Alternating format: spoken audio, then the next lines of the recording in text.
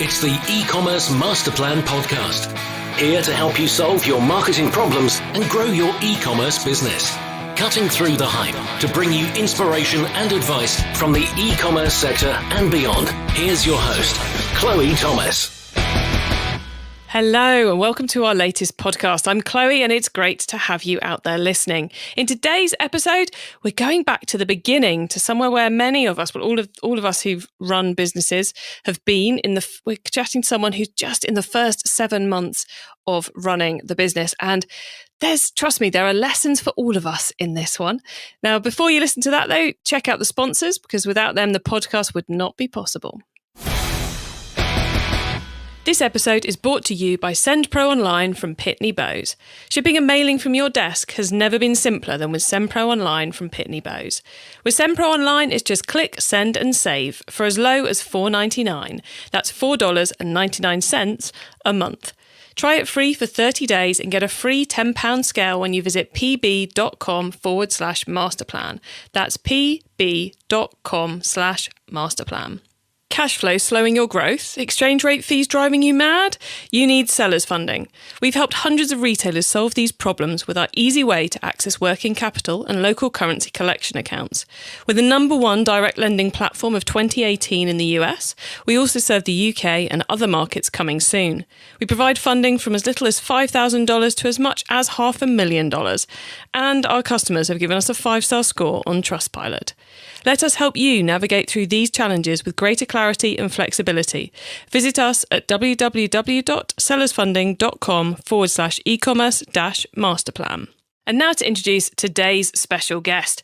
Neil Elliot is the founder of Sir Gordon Bennett, a retailer dedicated to helping us all buy better and buy British. Stocking a range of gorgeous brands, the business launched in November 2018, and after half a year of trading and a lot of testing and measuring, they've achieved sales of £7,000 to date. They're on the cusp of launching a big marketing campaign too, so I'm sure we'll get into that later. Hello, Neil. Hello, Chloe. Thank you for having us. It's great to have you on. I always like speaking to a fresh, shiny business because there's so much we can all learn from you, even if we've been in the industry as long as I have. We're not even going there today. So how did you get started in e-commerce? Well, the business might be fresh and shiny, but I'm certainly not. So I'm 49 now, and I've had a very varied career, but I've always been a bit of a creator at heart. I used to draw cars, American cars for people and frame them and sell them to them. I had my own record label. I was a record producer. At 27, I decided to go to university and study design and media management. After that, I became an advertising creative, a copywriter, went all over the world, New York, Dubai, London, Vienna, running various accounts. Finally ended up in Germany for the last 8 years, running Procter & Gamble and Weber barbecue grills across EMEA. And I suppose I got very bored after 20 years of advertising. I've just always had a bit of a problem with boredom, really. I don't like being settled. So I thought, why don't I give it all in and become a e-commerce owner, which is a bit of a strange sort of segue, I suppose, but I just wanted to build my own brand. I think I've been building other people's brands for so long, and these clients were probably not doing exactly what I wanted them to do. They never do they? They never do. No, they were just ignoring me. So I thought, well, maybe I should just take my own advice and do it myself. And I used to spend a lot of time in Germany in a shop called Manufaktum, which is like a craftsmanship playground. You know, every product from around the world is beautifully made and beautifully curated, like knives from Japan or culinary objects from France, Spanish leatherwork. And I was thinking, well, you know what? There is a lot of British brands out there that probably aren't as famous, but I know that the British do really good craftsmanship products. And the other thing that brought me to it was that I had a huge international team working for me with P&G and Weber Grills. And they were internationals, and there was always this playful banter going on, sort of patriotic banter. And the Brazilians would always say, we got the best football team. And the Swedish would say, yeah, but our way of life is the best. And sort of the Germans had always had their engineering. And one thing that everyone seemed to agree on is that actually British culture and British craftsmanship was something that everyone the world over agreed was held in high esteem, I suppose, even though it was maybe a little bit eccentric, a bit like our politics, I suppose. So bringing all those ideas, the fact you wanted to start a business of your own and build a brand, the fact that, you wanted to do this kind of buy British piece, and all the experience you've had all the years, how did you decide that an e-commerce store was the right way to realise all of this? Well, to be honest, the original thought was my girlfriend's German, by the way, so I'm not jingoistic or xenophobic in any way about a British way of life, and I have lived all over the world for the last 10 years. But the original idea was to open one up in Germany, open up an actual physical bricks and mortar store in Germany. And then I realised that my German actually wasn't good enough to get through all the red tape that would probably be required to run a business in Germany. And then I went to Dubai to see a friend, and she runs a few things online. And I started talking to her, and she was like, well, why don't you just do it online and open your whole world up? Now, that might be a better idea. It might save me a lot of trouble. Little did I know, further on down the line, it saved me any trouble whatsoever. Well, it saved you some trouble, but brought you other forms of trouble, I suspect. Absolutely. I think that's the case with any business, though. There's the pros and cons to all of them. So tell us a little bit about the business itself then. Where in the world actually are you, and where are you selling to? So I am based in Bristol now. I moved back to the UK just over a year ago, which I love in sunny Bristol. It's very multicultural and amazing place to live. And my business partner, who is also my brother-in-law, lives in Stratford-upon-Avon, so Shakespeare's country. Oh, another beautiful part of the world.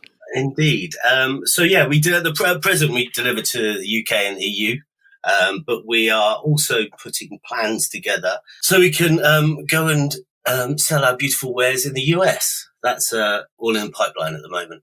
Very cool. And tell us a little bit about the products. I mentioned you have kind of selected certain brands to sell, and you talked about manufacturers, but what are the actual products you've got on the site? So, we're a multi-brand platform. We have everything from Acme Whistles, which is the original whistle manufacturer from Birmingham, who made the original whistles for the Titanic, to Fox's Umbrellas from Croydon, South London, who produced umbrellas for, say, JFK used to be a big advocate of Fox umbrellas, or the Japanese royal family. And they also supply the umbrellas to Peaky Blinders to give it the authenticity. So we have a huge range from, or Risdon and Risdon, which is an apron manufacturer in Shropshire who's run by a lady and her two sons, and she designs all the cotton and creates them, and they do the leather work and the marketing. But they use craftsmanship skills to make everything has British provenance, and they look beautiful, and it will enhance your life. Very cool.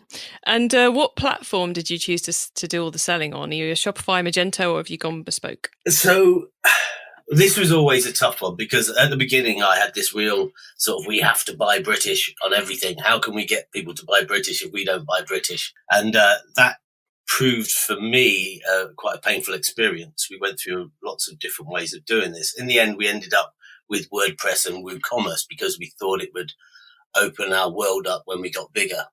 Also, the reason why we didn't go for the Shopifys of this world is that I've come from a world of visual marketing and advertising. And the one problem I have with Shopify, not through the system or anything, is that I feel there's a sort of, everything feels very similar in Shopify, whichever shop it does. It has, even if it looks beautiful, there's this sort of regularity to a lot of the Shopify shops, which is great for certain brands, but we're a craftsmanship brand, so we had to have something that felt quite craftsmanship-like. So we just decided on WordPress and WooCommerce. Whether that is the right choice in the long run, we will see, I suppose. Well, I think that's one of the great things about starting a new business is you, as I said in the intro, you do so much testing and measuring early days. There's so many things you learn. You discover, you think who your customers are, then you discover who your customers really are, and you think this was the most important thing. Then you discover this is the most important thing. And it's all that kind of learning journey, isn't it? So, I think something which a lot of businesses do is they make that day one site decision, and then they stick with it forever. Whereas actually, just like everything else in the business, it's something you should be reassessing every couple of years. Is this still the right platform? Is this still the best way to create the customer experience and sort out our back end problems? We're on at the moment. We're talking to a web design agency, just as a sort of friendship thing at the moment, and they've gone through our site again, and it looks great and it works well, and we do have teething problems in the back end like most e-commerce stores do, especially with plugins not working together or all those sort of horrible things. Somehow it's like, how do these two plugins like mismatch each other and then create something madness on the screen? But they've said that they would work with us to create a bespoke site, because I mean, again, I'm learning. I know nothing about e-commerce. I'm 7 months in. I'm such a newbie that the way Google ranks you when they start trawling your site, WooCommerce isn't so great, and that old WordPress is good on that, and other sites are not so good on that. And yeah, it's all balancing acts. So in the team, who's helping you with the overload? Because there's you and there's your brother-in-law Dan, and is there anyone else? So that's it. And Dan is only working part-time at the moment. He has another job, so he's overloaded doubly. So yeah, he I suppose, acts as the COO, sort of back-end systems fulfillment side of things, because he's done a fair bit. He's been in e-commerce on and off for the last 10 years, in different guises. Whereas I come from very much a brand and advertising standpoint. So I suppose I'm driving the vision, the brand, the product curation, the marketing, the PR, and as I'm speaking to you, the face of SirGordonBennett.com. So tell me about the past 7 months, all this test and measuring you've been doing with the brand and with the marketing side of it. Have you got any advice to anyone out there who's going through that at the moment about how you've approached it and how you've made it work for you? Well, I suppose the biggest advice is you've got to have your own vision to start off with. You've got to believe and know who you think you're going to sell to. As you explained earlier on, that may change drastically. I always believed that we were a self-gifting site, someone that wants products that actually make them feel better and doesn't have such an impact on our planet, because we live by the ethos of like, don't buy cheap and buy twice. Buy once and buy cleverly and buy carefully. We're not here to throw loads and loads of products at you and make you buy tons and tons of stuff all the time. We want you to really think about what you're purchasing, because they will enhance your life. But saying that, who your target audience is could change. And I think ours is slightly changing. We're feeling that actually people are actually like giving gifts quite a lot from us. So our gifting is becoming quite prominent within our marketing strategy. Oh, so you've shifted from thinking it was going to be I'm buying for me to I'm buying for someone else. A lot of the time, yeah. But then going back onto the testing, we realized that also that we tried to go very broad. We tried to do we've done a couple of big PPC, Google and Bing campaigns, and they haven't worked at all through gifting. So it's because I think our target audience was not defined enough through Google.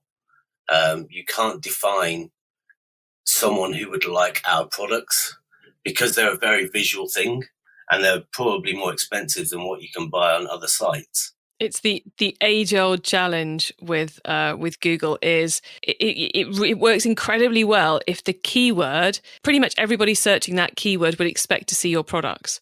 And if someone's searching apron, the majority of them probably aren't expecting to see a hand-manufactured apron. They're expecting to see a $4.99 from Argos apron or something, aren't they? Yeah, it's a challenge. It's a real challenge. And so that sort of swayed us slightly. So that's why, going on to, you were going to bring it up, but we might as well segue into it now. And that's why we're going into much more of a targeted marketing advertising campaign now, and sort of putting PPC on the back burner for a while, because I don't want to muddy the water between where we're getting the sales from as well. Yeah, so you've done the AdWords test. Now it's time to test the next thing. And if that works, you might try it with some AdWords at the same time. Absolutely. Yeah, absolutely. Because, muddying the water for me, as I say, I'm very new to this, and the water's muddy enough without me muddying it even more. So, next time we're going very targeted. We've got the publications that we want to be in. We've got the digital exposure through these publications as well. and we will know exactly where our customers come from. And I suppose you're moving back into your wheelhouse, going away from Google Ads back into the advertising too. Which makes me feel a lot more comfortable. And a lot more excited, I suspect, as well. Yeah, absolutely. And I think I understand, for me personally, I understand how that works and how it can drive brand, where then brand drives sales. We will never be a sales-driven store because we're just not that. We just don't have them type of products. We will always be driven through brand affiliation, and people will see themselves in our store and therefore become customers, and hopefully loyalty will carry on through that. So very much the kind of the story and emotional side of things. Absolutely, yeah. We just the products we sell. I mean, they're small batch. There's not hundreds of thousands of each of them produced, so there's a sort of scarcity involved in them as well. So I think a backstory helps with that scarcity. It gives you a warm, glowing feeling when you purchase, not through just having the product, but everything that goes on behind the product, the story of how these smaller brands have come into being, how they came to life. It's not just about our story, it's about their story. We're just a segue to tell other people's stories, essentially. Do your suppliers, the other people whose stories you're telling, do they sell their own products online, or are you kind of taking that job over for them? Most of them sell online, yeah. And most of them have their own sites. A lot of them also sell to other third-party retailers like ourselves. But one thing that I've loved doing in this last 7 months, or longer than that, last year, is having conversations with these smaller, mainly family-owned businesses. It's a far cry from me spending or getting on an early morning flight to Geneva to P&G and discussing huge £1 million advertising campaigns, to just discussing in very nice, friendly tones with someone who owns a company who just loves what they do. It's a real departure, but it's lovely. It's a really lovely feeling. But yeah, they do sell on their own sites. It feels like there's a community a bit more with it than just big business now, which I love. Nice. And this big marketing campaign you've got coming up, was it you? I think you mentioned that it's going to be both offline and online. Was that something you were really keen to do, to include that offline impact? Yes, absolutely. It needs to be. We wanted to holistically. So they're more sort of collaborations. So we're working with the Chap magazine, which is I don't know if your viewers, your listeners had ever heard of it, but it's very much a fairly niche magazine online for the discerning gentleman, with a little bit of wit in it, which is sort of very reminiscent of our brand. So we've got, hopefully we'll have a feature in the magazine. We'll have an ad in the magazine. We'll do some Instagram with them, a bit of Facebook with them. They'll be working through Twitter. So we'll have their whole digital ecosphere working towards getting their readership onto the site and, working with us. And hopefully we will have a bit of their cachet rubbing up against us, really, I suppose. Definitely. It sounds like you've put together quite almost an all-encompassing partnership with them. Absolutely. And they offered it up. That was the lovely thing about it. I contacted them just about running an ad in the Chat magazine, and they looked on the site and they were like, well, this just feels like we should be doing more with you. There's not enough websites out there that sort of fulfill the needs of their readership. We just came to this sort of all-encompassing plan of online, offline, which should be very exciting. It sounds it. You'll have to send me information when it's out there, and I'll add some links into the show notes about it so everyone else can have a look too. What else is is there anything else big on the radar at the moment, or is it really all about focusing in on this marketing campaign? We've got that. And let's say there's a few other magazines that we're running ads in, like the Idler, because they're much more about slow living and being a bit more thoughtful. The Essential Journal, which is from Liverpool, but also available in London as well, which is a free newspaper, but it's a high-end newspaper for more discerning men as well, which is exciting. But I suppose one thing that's sort of exciting me is that we going to hopefully if we can get our act together, is we want to take Sir Gordon Bennett around the country in pop-ups and through shows and things, because I still think there's a real need for us to meet our customer and our consumer. Just because a lot of the products, although they look great on screen and you can tell, and my stories their backstories are great, and you really feel the story and the craftsmanship and the love that goes into them. Nothing can prepare you for when you see them in real life. So we want to sort of get these products into people's hands. So we'd like to do Birmingham and Manchester and Newcastle and Liverpool and Glasgow and Belfast and Cardiff. And we did a London pop-up about 3 months ago, which was great. And it's a whole different feeling when you actually meet a customer and they start picking up the products and playing with them and just, slightly in awe of them.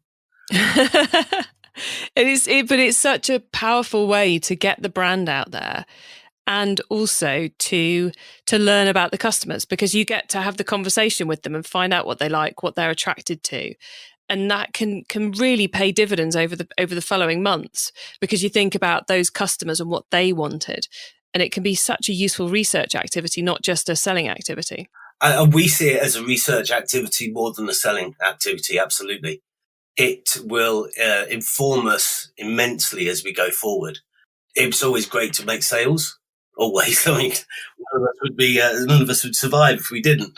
But actually taking forward their thoughts and how they interact with the products, and just their small comments. And we've got a little comment book as well where people can write things in, and obviously we can garnish email addresses there for our newsletter, Gordon's Bugle newsletter.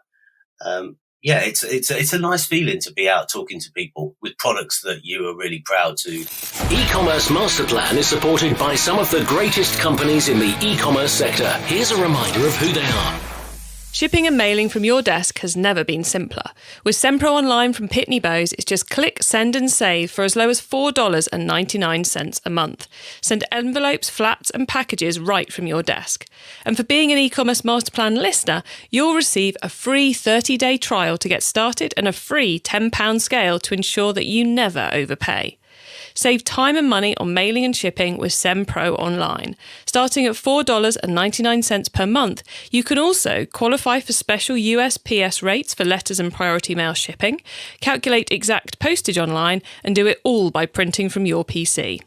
Go to pb.com/masterplan to access this special offer for a free 30-day trial plus a free £10 scale to get you started.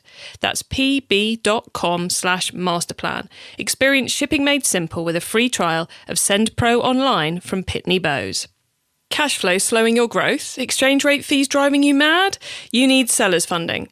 We've helped hundreds of retailers solve these problems with our easy way to access working capital and local currency collection accounts. We're the #1 direct lending platform of 2018 in the US. We also serve the UK and other markets coming soon. We provide funding from as little as $5,000 to as much as $500,000. And our customers have given us a 5-star score on Trustpilot. Let us help you navigate through these challenges with greater clarity and flexibility. Visit us at www.sellersfunding.com/e-commerce-masterplan. It's time for the top tips round.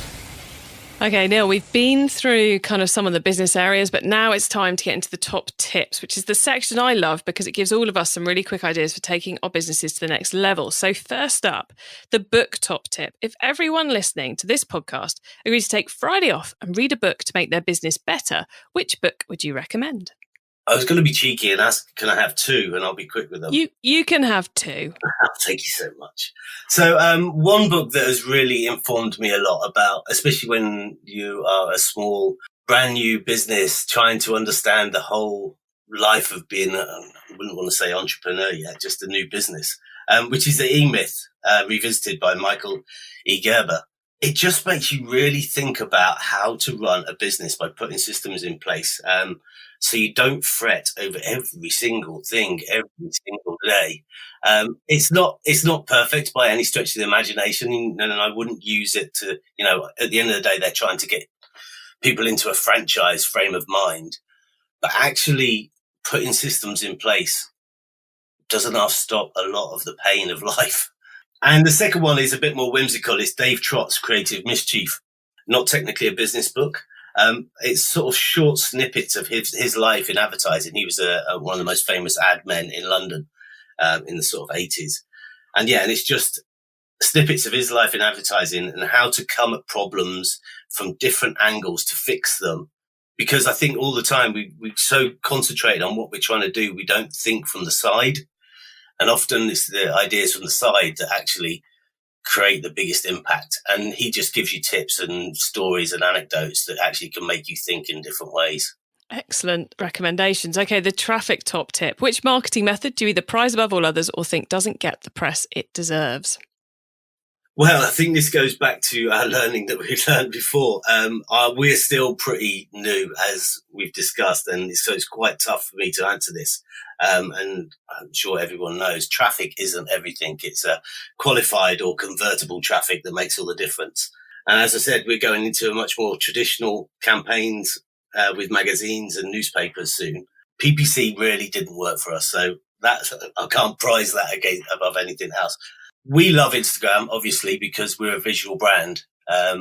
It's just managing to get the time, and I think to do it properly, and without being able to afford an agency to run your Instagram account, it can be quite taxing. But visually, it's an amazing tool for anybody. I think, even if their algorithms have changed, so you don't get so much organic reach now. You're still putting your products, if you want, and your lifestyle and your brand in front of people that actually might care about you. Okay, the tool top tip. Maybe a collaboration tool, a social media plugin, a phone app, or just a way of working. Is there a cool little tool you use that makes you and your team more efficient from day to day? So this is a really cool tool. Anyone can use it, and it's called the telephone. Dan and myself live in different parts of the country, and we chat every day to resolve issues and make decisions. I've worked in big advertising agencies, and the death of most advertising agencies is the email, because emails can go on all day. I just think face-to-face and talking to people resolves things so much quicker than most tools ever can. It's the best tool we have is our mouth and our ears. Okay, the growth top tip. If you met someone today who's focused on growing their e-commerce business from 100 orders per month to 1,000, what would be your number one tip for them? If someone has that tip for me, could they phone me? Now, I was listening to one of your podcasts earlier, that Chris from Dixon Flannel Co. And I can only concur with what he was saying, is that we're at that stage at the moment. But he was talking about, building a brand is the only way to really generate more sales and loyalty base, because we all know that repeat buyers can be the lifeblood of any company. So, I would just say, I think that brand building is everything, because, chasing orders doesn't half seem like hard work and foolish. To me, anyway. Love it. Neil, thank you very much. Before we say goodbye, could you please let the listeners know where they can find you and your business on the web and social media? Of course. So online, you can find us at www.sirgordonbennett.com. That's with 2 N's and 2 T's. On social media, Instagram and Facebook, we are Sir Gordon Bennett. Twitter handle is Sir G Bennett. And for all the e-commerce master plan listeners, if you'd like to type in master plan, you'll get a 10% discount. Marvellous. Well, Neil, thank you so much for being on the podcast today and sharing your early days experience with us. It's been absolutely fascinating to hear how you're already adapting to what information you're getting back. It's much appreciated. So thank you very much for being on the show. No, thank you very much for having us. So cool to hear from a small business that's just started, but which, given the way Neil's approaching it, I have no doubt is going to be one we hear more of over the coming months and years, because they really are taking that test something, stop, test something else, try something else, whilst trying to keep that brand core and learning from the customers as well, right at the heart of everything that they're doing. And it seems to me, having had a look at their website and had a look at the products, those magazines and those kind of publications they're partnering with seem like really obvious places for them to be going. So it's going to be interesting watching to see how they grow. So I hope you've learned a few bits and pieces been reminded about a few things from your distant or not so distant past in that chat with Neil there. To get your hands on all the notes from today's show, including the top tips, links, details of their offer, related episodes, including our interview with Michael Gerber, who wrote The E-Myth, then head over to ecommercemasterplan.com/podcast, where you will see a link to this show. And if you're enjoying the podcast, please do share it with your e-commerce friends. It's always great to see the listener numbers going forever upwards, because it means more and more people are being helped by these interviews and these stories that we share. So please do spread the word on Twitter, Facebook, Instagram, over a coffee or a pint. I don't mind, but it would be great to get ever more people listening and to be able to help ever more people. I hope you have a great week and keep optimizing. Thank you for listening to the E-commerce Master Plan podcast. Find out more at ecommercemasterplan.com/podcast.